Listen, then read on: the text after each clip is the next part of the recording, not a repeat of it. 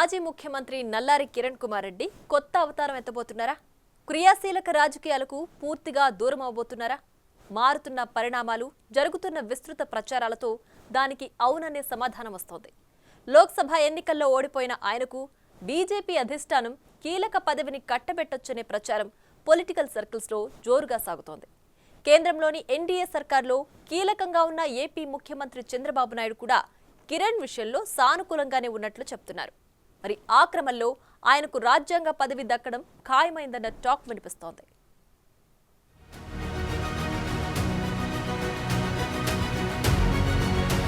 నల్లారి కిరణ్ కుమార్ రెడ్డి ఉమ్మడి ఆంధ్రప్రదేశ్ చివరి ముఖ్యమంత్రిగా రికార్డులకెక్కారు. 2009లో వైఎస్ రాజశేఖర్ రెడ్డి మరణం తరువాత అప్పటి కాంగ్రెస్ హైకమాండ్ రోసయ్యను సీఎంగా చేసింది. అప్పట్లో కిరణ్ శాసనసభ స్పీకర్గా వ్యవహరించారు. రోసయ్య సీఎంగా బాధ్యతలు చేపట్టగానే కేసీఆర్ నేతృత్వంలో తెలంగాణ ఉద్యమం ఉవ్వెత్తున ఎగసిపడింది.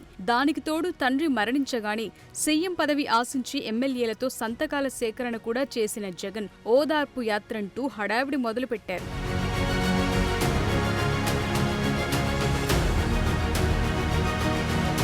సహజంగా మృదు స్వభావి అయిన రోసయ్య అటు కేసీఆర్ ఇటు జగన్ల విషయంలో సాఫ్ట్ కార్నర్తో వ్యవహరిస్తుండటంతో కాంగ్రెస్ ముఖ్యమంత్రిగా ఆయన్ను తప్పించి గవర్నర్గా పంపించింది. ఆ క్రమంలో స్పీకర్గా ఉన్న కిరణ్ కుమార్ రెడ్డిని అప్పటి వరకు ఎలాంటి మంత్రి పదవి నిర్వహించకపోయినా ఒకేసారి సీఎంను చేసింది. కిరణ్ తండ్రి నల్లారి అమర్నాథ్ రెడ్డి అప్పటికే కాంగ్రెస్ పార్టీలో పలుసార్లు ఎమ్మెల్యేగా గెలిచి మంత్రిగా పనిచేశారు. అది కిరణ్ కు కలిసొచ్చింది. మరోవైపు అప్పటికే తెలుగు కంటే హిందీ, ఇంగ్లీష్లో అనర్గళంగా మాట్లాడగలిగే కిరణ్ కు ఢిల్లీ పెద్దలతో మంచి ర్యాపో ఏర్పడింది.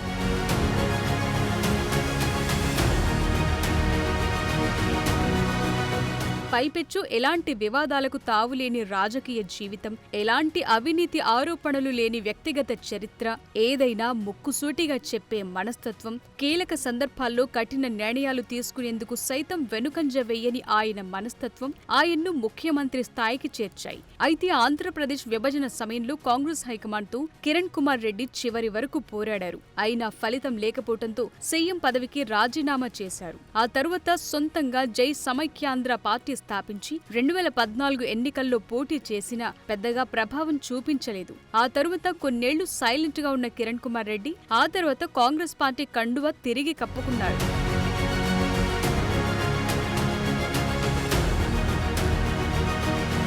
ఏపీలో వైసీపీ ప్రభుత్వం రావటం, కాంగ్రెస్ ఇంకా కోలుకోకపోవటంతో ఆ తరువాత కాంగ్రెస్ పార్టీకి రాజీనామా చేసి 2023లో బీజేపీలో చేరారు. తాజా ఎన్నికల్లో బీజేపీ నుంచి రాజంపేట ఎంపీగా పోటీ చేసి పరాజయం పాలయ్యారు. ఉమ్మడి చిత్తూరు జిల్లాలో తనకు ముందు నుంచి రాజకీయ ప్రత్యర్థిగా ఉన్న మాజీ మంత్రి పెద్దిరెడ్డి రామచంద్రారెడ్డితో వైరంతోని ఆయన ఏరికోరి రాజంపేట నుంచి పోటీ చేశారు. పెద్దిరెడ్డి అరాచకాలను ఎన్నికల ప్రచారంలో ఎండగడుతూ సీఎంగా ఉన్నప్పుడు ఆయన తన కాళ్లు పట్టుకుని బతిమిలాడారని గుర్తు చేశారు.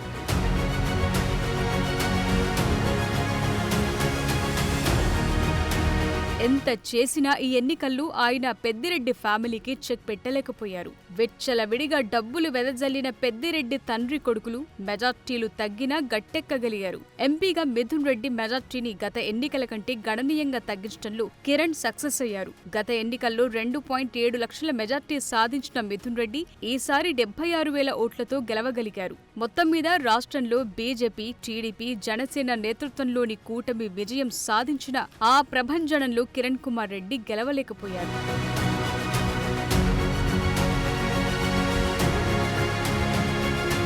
దాంతో కేంద్రం ఆయన్ని గవర్నర్గా నియమించబోతున్నట్టు ప్రచారం జరుగుతోంది. ఆయనకు ముఖ్యమంత్రిగా పనిచేసిన అనుభవం ఉండనే ఉంది. ప్రస్తుతం దేశంలో వివిధ రాష్ట్రాలకు ఇన్ఛార్జి గవర్నర్లు కొనసాగుతున్నారు. కేంద్రంలో తిరిగి ఎన్డీఏ ప్రభుత్వం కొలువుదీరటంతో అన్ని రాష్ట్రాలకు ఇన్ఛార్జ్ గవర్నర్ల ప్లేస్లో పూర్తి స్థాయి గవర్నర్లను నియమించనున్నారు. ఈ నేపథ్యంలో కిరణ్ కుమార్ రెడ్డిని గవర్నర్గా నియమించే అవకాశాలున్నాయన్న టాక్ గట్టిగానే వినిపిస్తోంది.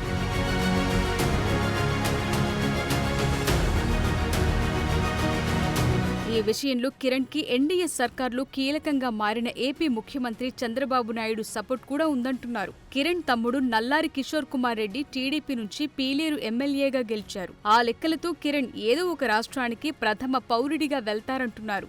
మరీ చూడాలి ఆయన లక్ ఎలా ఉండబోతోందో.